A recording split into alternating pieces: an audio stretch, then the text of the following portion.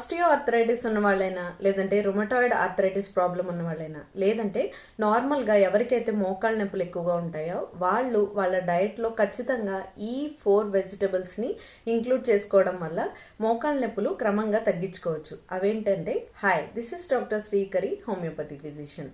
ఈ వెజిటబుల్స్ గ్రూప్లో number 1 cruciferous vegetables అని చెప్తాం. ఇందులో బ్రాకలీ, కాలీఫ్లవర్ ఇంకా క్యాబేజ్ కంపల్సరీగా తీసుకోవాలి. నంబర్ 2 లీఫీ వెజిటబుల్ గ్రూప్లో ఆకుకూరల్లో బచ్చలి కూర ఇంకా పాలకూర ఎక్కువగా తీసుకోవాలి. నంబర్ 3 ఆనియన్ ఫ్యామిలీలో వెల్లుల్లి ఇంకా ఉల్లిని ఎక్కువగా తీసుకోవాలి.